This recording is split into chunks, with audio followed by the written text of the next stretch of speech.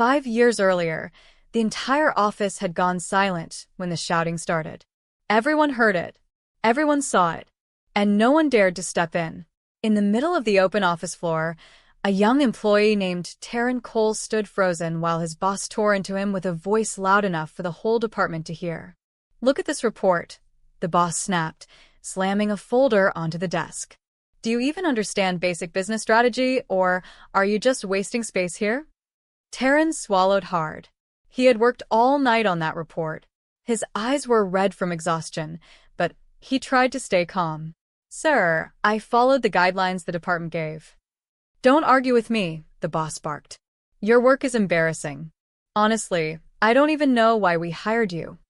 Around them, coworkers pretended to type on their keyboards, but their eyes kept drifting back to the scene. Everyone knew the boss, Baron Holt, had a temper. But today felt different. Today felt cruel. Taryn felt heat rising in his face. "If there's something wrong, I can correct it," he said quietly. Baron laughed harshly. "Correct it? You think you're capable of correcting anything?" The room felt colder. Then Baron leaned forward and said the words that would follow Taryn for years. "You're fired." A quiet gasp moved through the office. Baron continued loudly, making sure everyone heard. "Pack your things. We don't keep failures here." For a moment, Taryn stood there, unable to move. The humiliation pressed down on him like weight. 5 years later, that same office building would fall completely silent again. But this time for a very different reason. Because the man walking through the front doors now owned the entire company. That day, Taryn packed his few belongings in silence. The small cardboard box held nothing more than a worn notebook, a framed photo of his late mother, and the coffee mug he had used every morning for 2 years. Around him, coworkers avoided eye contact. A few looked sympathetic, but none spoke.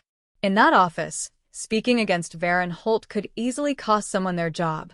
As Taryn walked toward the exit, Baron called out one more time, loud enough for everyone to hear. "Next time you apply somewhere," he said with a mocking smile, "try not to oversell yourself. Some people simply aren't built for this industry." A few nervous laughs echoed in the room.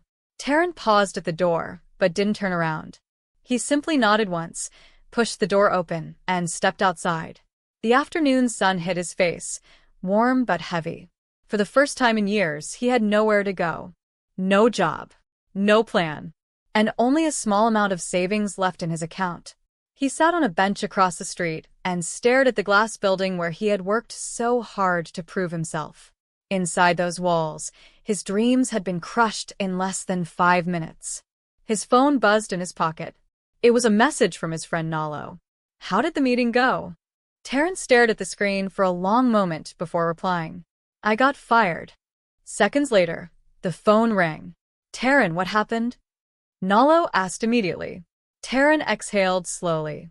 "Apparently, I'm not built for the industry." There was silence on the other end. Then Nalo said something that would stay in Taryn's mind for years. "Maybe you're not meant to work for that industry," he said calmly. "Maybe you're meant to build something better." The first year after losing his job was brutal. Taryn applied everywhere: consulting firms, marketing companies, even small startups.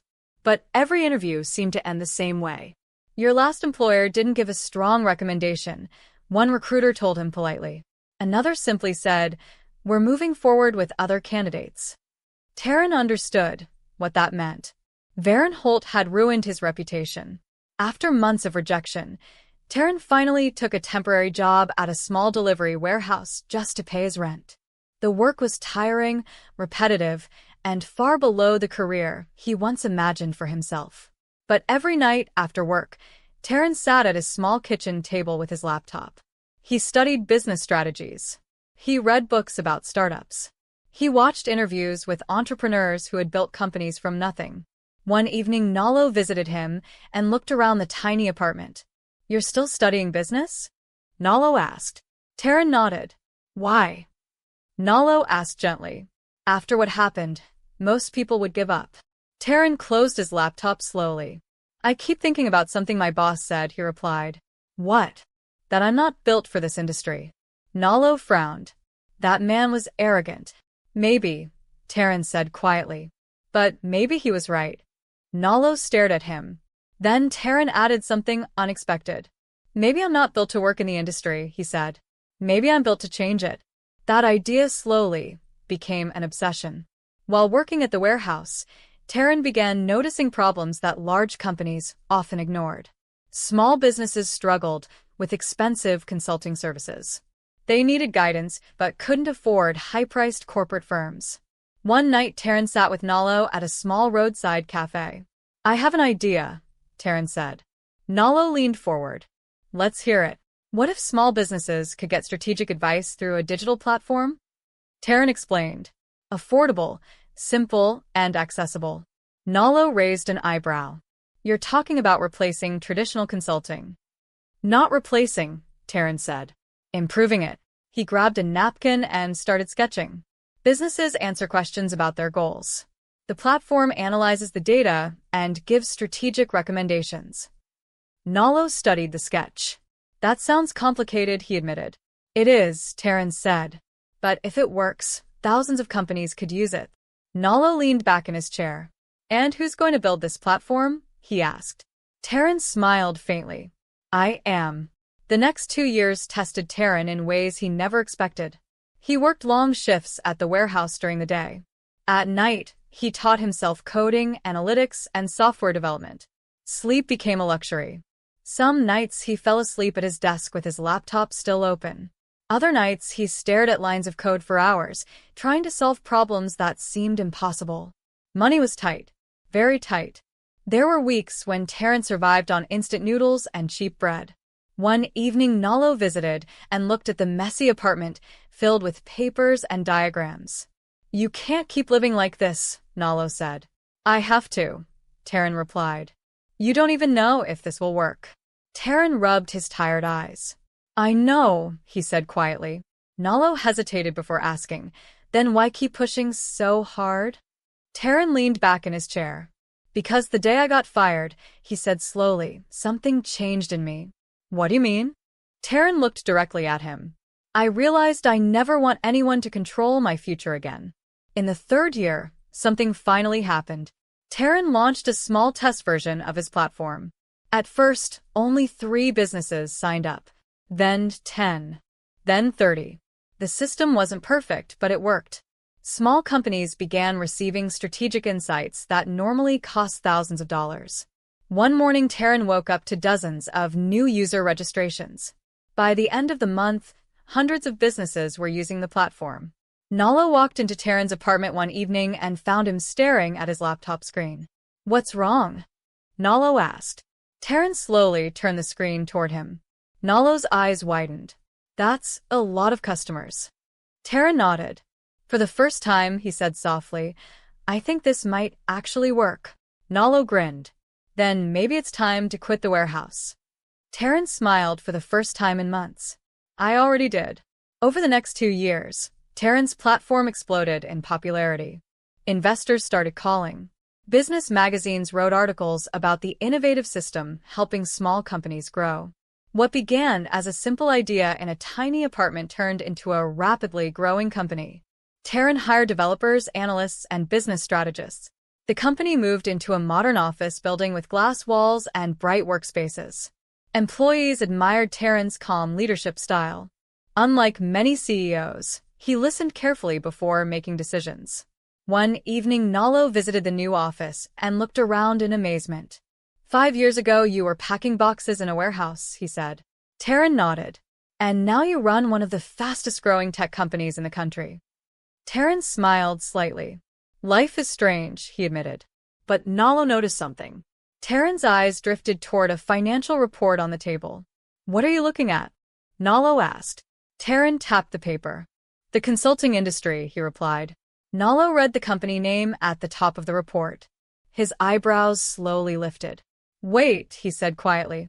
That's your old company. Taryn didn't reply. But the idea forming in his mind had already begun changing everything. The consulting company Taryn once worked for had started to struggle. For years, they relied on expensive services and outdated strategies. Meanwhile, digital platforms like Taryn's company were changing the industry rapidly. Clients were leaving. Revenue was falling. One afternoon, Taryn sat in a meeting with his executive team. Our competitor is losing market share quickly, one analyst explained. Another added, their leadership hasn't adapted to the digital shift.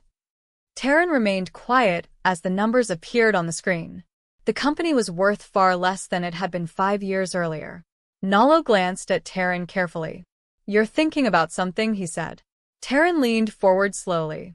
What if we acquire them? The room went silent. One executive blinked in surprise. You want to buy them? She asked. Taryn nodded calmly. They have infrastructure, brand recognition, and corporate relationships, he said.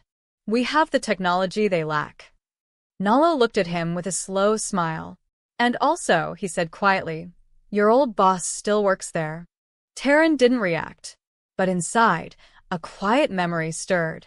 The sound of Varen Holt's voice saying, we don't keep failures here. The negotiations lasted 4 months. Lawyers, financial advisors, and investors worked around the clock. The company's leadership initially resisted the idea of selling. But the financial situation left them little choice. One morning, the final documents were signed. The consulting firm Taryn once worked for officially became part of his company. Nalo watched as Taryn signed the final page. How does it feel? Nalo asked. Taryn paused for a moment. Then he said calmly, like closing an old chapter. But the most surprising moment was still coming. Because Taryn insisted on visiting the headquarters in person. The same building where he had once been humiliated. 5 years after being fired, Taryn stepped through the glass doors of the same office building. Employees whispered as they recognized him from business news articles. The new owner. The CEO. The man who had just bought the entire company. Taryn walked calmly through the office floor where his career had once collapsed. Some employees stared in disbelief. Others quickly straightened their posture. Then a familiar voice spoke from behind him. Taryn, Cole. He turned slowly. Standing near the conference room door was Varen Holt, the same boss who had humiliated him 5 years earlier. But Varen looked very different now. Older, more nervous, and far less confident. For several seconds, neither of them spoke. Then Varen forced a small smile. I heard about the acquisition, he said carefully. Taryn nodded once. Yes, he replied calmly. Varen hesitated before asking the question that had been haunting him. So, what happens now? Taryn looked around the office. At the desks. At the employees. At the place where his humiliation once defined him. Then he turned back to Varen. And what he said next would shock everyone in the room. The entire office floor seemed to hold its breath as Taryn looked calmly at Varen Holt. Employees nearby pretended to work, but their ears were clearly focused on the conversation. Varen shifted uncomfortably. The confidence he once carried like armor was gone. His voice was lower now, careful. So, what happens now? He repeated. Taryn studied him quietly for a moment. 5 years earlier, this man had humiliated him in front of everyone. At that time, Taryn had walked out of the building with nothing but a cardboard box.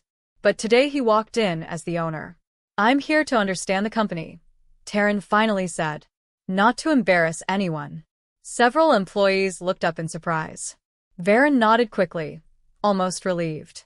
Of course. Of course. Well, if there's anything you need, I can show you around. Taryn noticed something in Varen's voice. Fear. And strangely, Taryn didn't feel satisfaction. He felt something else, clarity. I remember this office, Taryn said quietly, glancing around. Varen gave a nervous laugh. Yes, well, things have changed. Taryn nodded slowly. Yes, he said. They have. Later that afternoon, Taryn sat in the large executive conference room reviewing company reports with the senior managers. The numbers told a clear story. Poor leadership decisions, missed opportunities, and a refusal to adapt to new technology. The company had been slowly sinking for years. One of the executives cleared his throat nervously. Mr. Cole, we understand major changes may be necessary. Another added quickly, but many of us have been loyal to the company for a long time. Taryn looked up from the report. I'm not here to destroy the company, he said calmly. The room relaxed slightly. I'm here to rebuild it. One manager asked carefully, "What does that mean for leadership?"